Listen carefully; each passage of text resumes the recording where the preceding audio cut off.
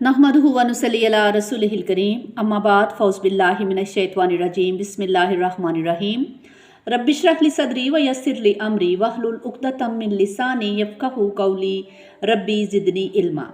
अस्सलामु अलैकुम व रहमतुल्लाहि व बरकातुहू। आज हम सूरह काफ की आयात 16 ता 35 के मानी और मफ़हूम को समझने की कोशिश करेंगे। शुरू अल्लाह के नाम से जो बड़ा मेहरबान निहायत रहम वाला है। वलक़द खलक़नल इंसाना व नअलमु मा तुवस्विसु बिही नफ्सुह, और हमने ही इंसान को पैदा किया है और हम खूब जानते हैं जो उसका नफ्स वसवसे डालता है। ये उस कुव्वत शर का जिक्र है जो इंसान के अंदर है।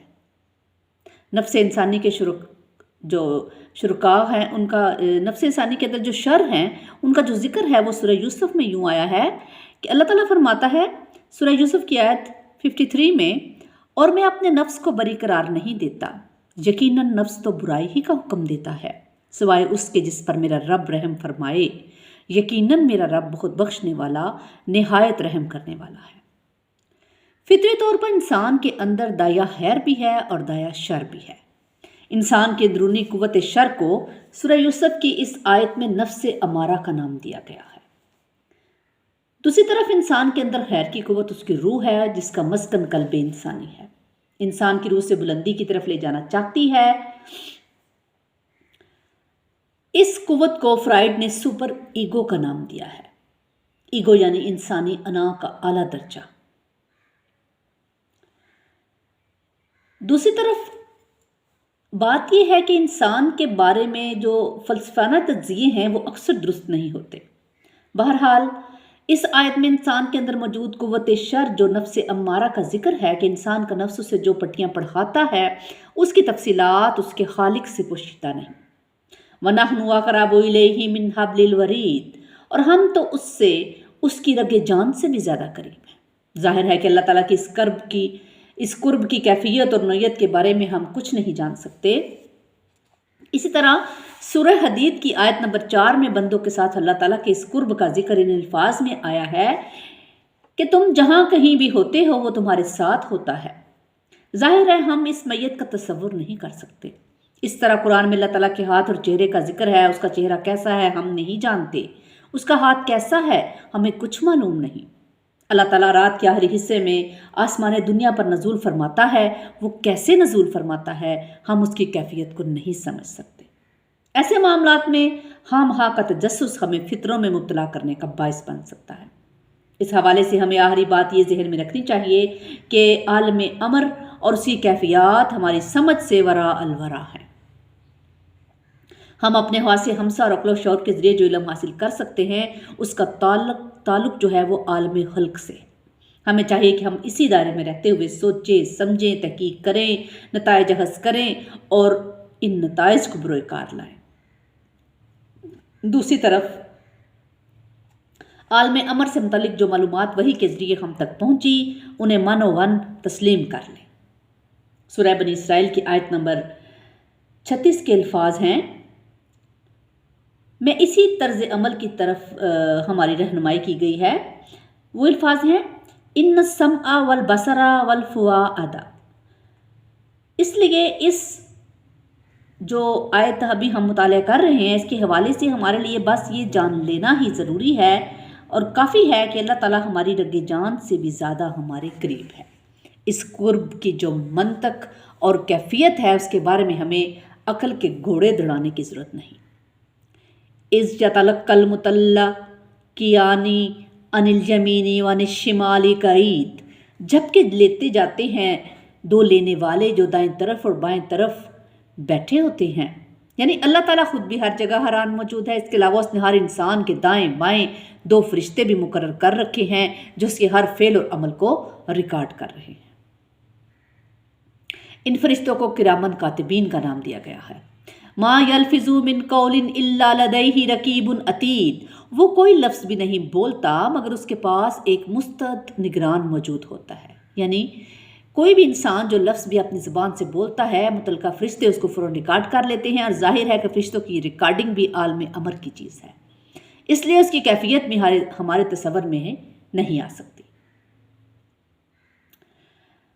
ریکارڈنگ کے شعبے میں یہ گزشتہ چند دہائیوں میں جو بھی انسانی سطح پر ترقی دیکھنے میں آئی ہے، اس سے ہم اس بات کا اندازہ لگا سکتے ہیں کہ جب انسان کی ریکارڈنگ کا معیار یہ ہے اور اس معیار میں مزید ترقی ہے جو کہ رکنے کا نام ہی نہیں لے رہی، تو اللہ کی ریکارڈنگ سے جو ریکارڈنگ ہو رہی ہے، اللہ کی قدرت سے جو ریکارڈنگ ہو رہی ہے، اس کا معیار کیا ہوگا، اس کا کیا سٹینڈرڈ ہوگا۔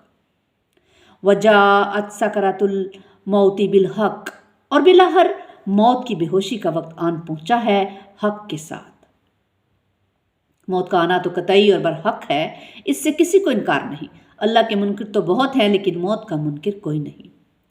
ذَلِكَ مَا كُنْتَ مِنْهُ تَحِيدُ، یہی ہے وہ نا چیز جس سے تو بھاگا کرتا تھا، یعنی یہی وہ چیز ہے نا جس سے انسان بھاگتا ہے۔ اس بات کا انسان کی نفسیات کے ساتھ گہرا تعلق ہے۔ یہ ہر انسان کی نفسیاتی کمزوری ہے کہ موت کو برحق سمجھتے ہوئے بھی وہ اس کے تصور کو خط الوسع جو ہے وہ اپنے ذہن سے دور رکھنے کی کوشش رکھتا ہے۔ وقتی طور پر کسی عزیز کی موت اور اس کی تجہیز و تکفین کے موقع پر اپنی موت اور قبر کا نقشہ آنکھوں کے سامنے آتا ہے تو بھی انسان فوری طور پر اس خیال کو ذہن سے جھٹک دیتا ہے اور روزمرہ کے معاملات میں خود کو مصروف کر لیتا ہے۔ وَنُفِخَ فِي الصُّورِ ذَلِكَ يَوْمُ الْوَعِيدِ، اور سور میں پھونکا جائے گا، یہ ہے وعدے کا دن۔ پہلے تو انفرادی موت کی بات کی گئی، اب اس آیت میں پوری دنیا کی اجتماعی موت کا ذکر ہے۔ جب کسی شخص کو موت آتی ہے تو اس کے لیے گویا وہی قیامت ہے۔ اس لیے انسان کی انفرادی موت کو قیامت صغریٰ اور تمام انسانوں کی اجتماعی موت کو قیامت کبریٰ کہا جاتا ہے۔ اس آیت میں قیامت صغریٰ کا بیان تھا، اب یہاں قیامت کبریٰ کا نقشہ دکھایا جا رہا ہے۔ وَجَاءَتْ كُلُّ نَفْسٍ مَّعَهَا سَائِقٌ وَشَهِيدٌ، اور ہر جان آئے گی کہ اس کے ساتھ ہوگا ایک دھکیلنے والا اور ایک گواہ۔ یعنی دنیا میں ہر انسان کے ساتھ جو دو فرشتے کرامن کاتبین مامور ہیں، وہی قیامت کے دن اسے لا کر اللہ کی عدالت میں پیش کریں گے۔ ان میں سے ایک فرشتہ اس کا امال نامہ اٹھائے ہوئے ہوگا جبکہ دوسرا اسے عدالت کی طرف دھکیل رہا ہوگا۔ استغفر اللہ۔ اللہم حاسبنی حسابا یسیرا، اللہم حاسبنی حسابا یسیرا، اللہم حاسبنی حسابا یسیرا۔ یا الہی ہمارے ساتھ حساب کتاب کے معاملے میں درگزر فرمائیے گا۔ لَقَدْ كُنْتَ فِي غَفْلَةٍ مِّنْ هَٰذَا، یعنی اللہ فرمائے گا کہ انسان تو اس دن سے غفلت میں رہا تھا نا۔ فَكَشَفْنَا عَنْكَ غِطَاءَكَ فَبَصَرُكَ الْيَوْمَ حَدِيدٌ، تو آج ہم نے تجھ سے تیرا پردہ ہٹا دیا ہے، تو آج تمہاری نگاہ کتنی تیز ہو گئی ہے۔